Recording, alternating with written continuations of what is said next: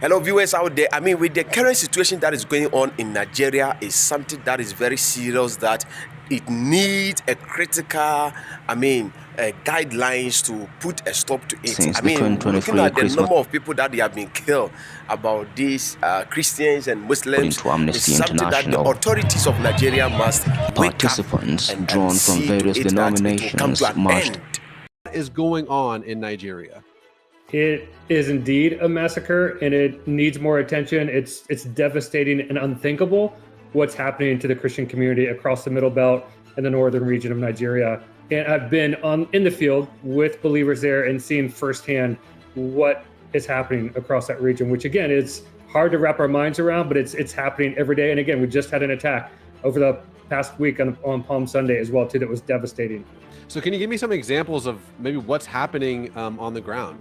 Yeah, so there's a number of different Islamic extremist groups. It could be Boko Haram, Fulani militants who've been radicalized, Islamic State of West Africa Province, another kind of Al-Qaeda spinoff. And these are all kind of pushing through Christian communities in the northern region, attacking at night. They kind of go through the same protocol: attack, abduct, rape, force marriages, take over communities, and force thousands of Christians that have been in those communities for decades to leave and be forced to go to IDP camps and find help and be basically put in a situation where they're completely vulnerable and left with nothing because of their faith in Jesus. Beloved saints, since 2009, over 52,000 Nigerian Christians have tragically lost their lives. This was at the hands of extremist groups like the Boko Haram, Fulani herdsmen, and Islamic State affiliates. These believers were targeted simply because they chose to follow Jesus. Targeting their communities.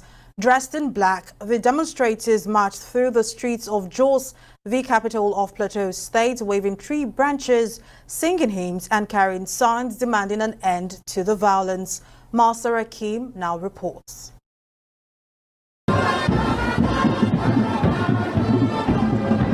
The demonstration on Easter Monday was the second of its kind in Plateau State since the 2023 Christmas massacre of more than 1,300 people, according to Amnesty International. Participants, drawn from various denominations, marched several miles from the center of Jos to the state government house in the city's south. Reverend Dr. Amos Mozo, chairman of the Denominational Leaders Forum in Plateau State, spoke on behalf of the gathering, expressing dissatisfaction with the government's handling of terror threats in Christian communities across the nation. This unrelenting violence has persisted for far too long, devastating communities, destroying livelihoods, and claiming countless innocent lives. They are a flagrant violation of fundamental human rights to life, peace, and security. The failure to effectively address these atrocities represent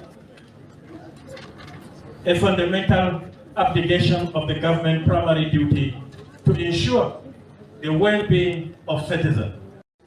Reverend Mozo, who is also the president of the Church of Christ in Nations, accused officials of twisting the narrative of the attacks for political reasons. Christians are being killed in the dead of the night in their homes and in the daytime on their farms, yet Fulani houses remain untouched by the attackers.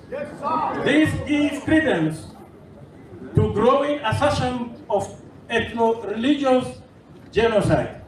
The international community must also give a prominent voice and visibility to the victims of armed Fulani militia operating in the Middle Belt of Nigeria. The Easter Monday protests followed powerful Easter Sunday celebrations, even in recently attacked communities across the state. Truth Nigeria witnessed local Christians bravely gathering in churches to celebrate the resurrection of Jesus Christ, demonstrating remarkable courage and conviction amid ongoing persecution. The time has come when every Nigerian, every human being of conscience must arise to duty and say enough is enough.